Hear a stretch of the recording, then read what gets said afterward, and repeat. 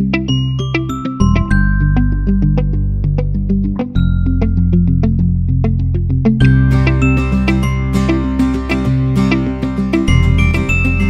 everyone. This is Moji Taiwo, your host of the Immigrant Experience Show.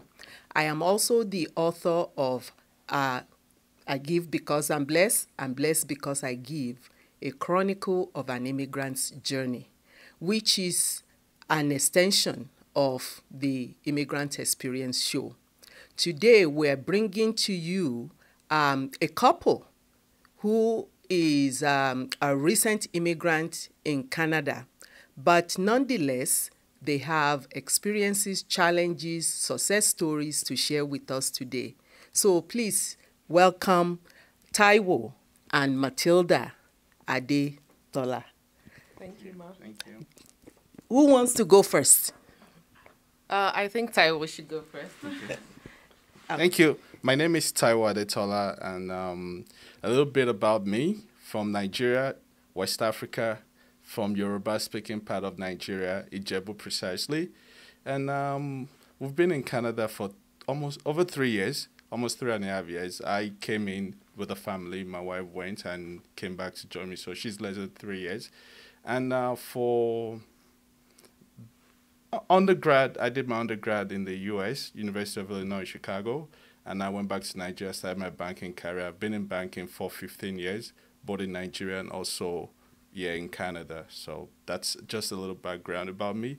Blessed, happily married to a beautiful wife, Matilda, with 3 lovely kids, 10, 8, and 4, 2 girls and a boy. And here we need to hear from my sister, Matilda. My name is Adetola Oluwatoyin Matilda.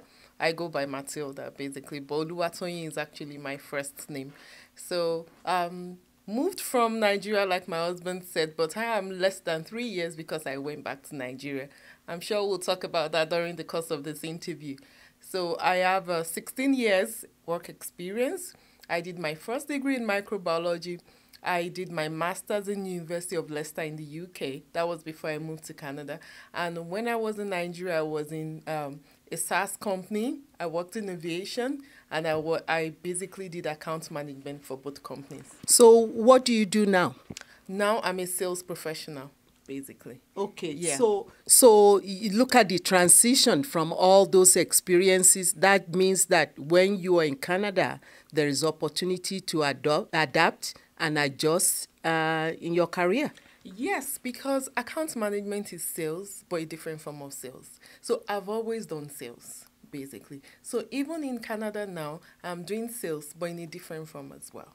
So really, what it means is, even though we have all those experiences, it's very important to be able to adapt. Very important. And also, it's very important to be able to transition appropriately. Very important if you're moving to Canada, especially.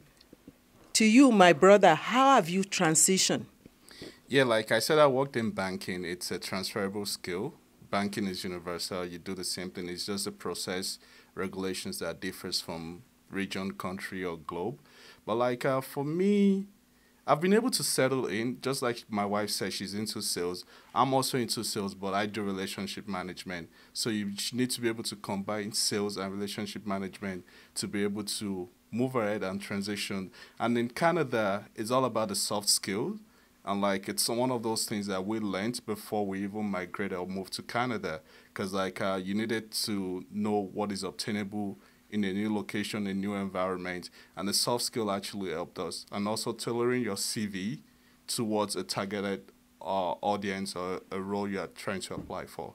What would be an example of a soft skill? A soft skill is how you deal with people, relationship management, like I said. Like there's a way you pass the message across that the person will appreciate what's being said or what's being told to them. Because like I can say you're stupid in a nice way, and you take it and Taiwo actually said this and it means well or it meant well. But like I can tell you you're stupid and you just take it the other way, then you now create chaos, and that's when problems start. But for soft skill, it's just about relationship and interpersonal skill. How you relate with your staff, your team members, and irate customers if they come to you in my situation. Like, how do you kind of like, what's the word I'm looking for now? bring down the tempo so that you find a temporary solution or a permanent solution to this situation. It's relationship building. Very, very correct, ma'am. In addition to what he said, there's something I always tell every new immigrant. Technical skills can be taught, but soft skills you have to be willing to change because it's a behavioral thing. It's not something that you go to class to learn. It's about how you behave, and how you behave is very important. In Canada, your behavior is everything. How you react to situations is everything. It's not enough to have all the certificates and all the qualifications. If you don't have the right behavior, then you won't get anywhere. That is wonderful. So I have to ask you guys this question. How did you choose to come to Calgary? Oh, interesting. This is a very interesting question. So, I didn't even want to come to Canada. I did not even want to live abroad. I was one of those people in Nigeria that felt like, why would I move abroad when I can travel anywhere I want to? So living abroad was out of it for me. So I'll allow you to take it to Mr. Adetola because he has the full gist of how he coerced me into moving to Canada. But I don't regret it. That's the key point. Yeah. No regrets. No regrets, Even ma'am. though you are hesitant in coming. Yes, ma'am. So how did you coerce her to coming to Canada? Very good question.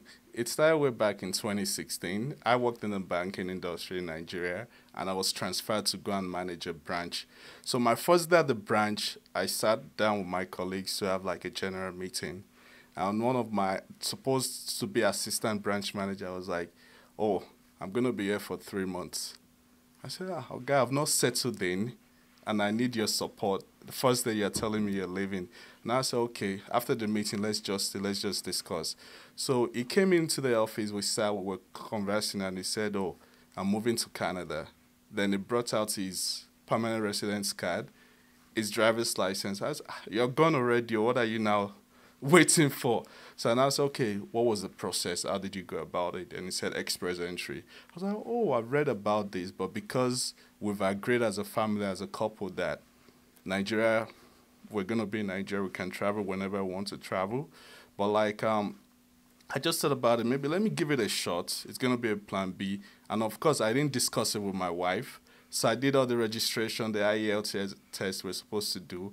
So on the day of the exam, I had control over email, sort of.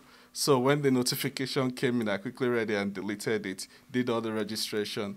So I was like, babes, we have an exam this morning. I'm sorry, but let's just go. So we fought to the exam center. And when we got there, we met one of our family friends. The husband too was upset that the wife dragged him to come and take the exam too. So cut the long story short, we did everything. And they did their PR before we did because we had a baby. We need to do some registration. So they did soft landing in December. But we came in 2-3 days before our visa expired. Because we were still contemplating, is it a move we want to do? But for me, I just made up my mind, I think, the last month before we decided to move. Our visa was supposed to expire on the 13th. We left Nigeria May 9th and got here on the 10th. So people said, oh, you took a lot of gamble. But we just wanted to be sure it's the right move. I made up my mind that I was going to leave Nigeria, settle down with the girls, because one of the two things happened at my former employment. And I just said, oh, that was what made my mind up. That was it. That was it for me. So here we are. I'm like, it's been good. I stayed with the girls for 3 months. Not easy. But like, that's part of the challenges and also how you try to adapt to a new environment. So you're finding that as a new immigrant in Canada, fathers do play a lot of significant role at home with the kids. Any dad, boyfriend or husband that don't do that or thinks, okay, you're going to bring the Nigerian mentality that your wife does everything for you, you're wrong. You just need to, it's a collective effort. And like the system is so adaptive that you can always, and flexible, you can always work around your schedule to accommodate both parties. And like everybody needs the support, be a man or a woman, you need each other's support here because it's a new terrain, a new environment.